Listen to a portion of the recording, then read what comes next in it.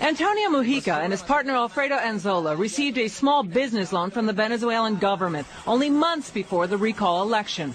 These corporate registration documents from Venezuela show the Venezuelan government owned 28% of the stock of another company they started, Vista, which adapted voting software for the Smartmatic machines in the 2004 elections.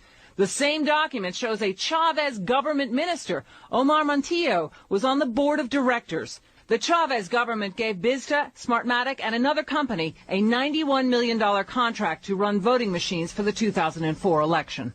The next year, the owners of Smartmatic, primarily owned by Venezuelan businessmen, bought Sequoia, one of the top electronic voting system companies in the United States, for $16 million. Smartmatic is a labyrinth of international holding companies owned by Venezuelan businessmen. Smartmatic Group NV of Curaçao, Netherlands, Antilles owns Smartmatic International BV of Amsterdam, Netherlands, owns Smartmatic Corporation of Florida, which bought Sequoia Voting Systems of California, USA. When Smartmatic bought the U.S. voting machine companies, the U.S. government did not review the sale. Many experts say those voting machines were manipulated in Venezuela to give President Hugo Chavez a victory. Exit polls done by the U.S. firm Penn, Schoen and Berland had Chavez losing 41% to 59%.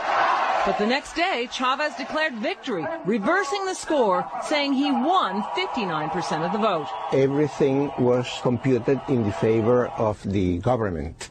So the only explanation is that the Smartmatic machines had been programmed in that way. A Harvard mathematician crunched the numbers on the Venezuelan election. It had to be the Smartmatic system. All these machines talk to a central computer and report on their results. And in that mechanism, as they communicate with the central machine can report anything. Smartmatic is technically based in Boca Raton, Florida, but the president of the company, Jack Blaine, testified to the Chicago City Council. Fewer than a dozen Smartmatic employees work in Florida. The majority of the workers are based in Venezuela.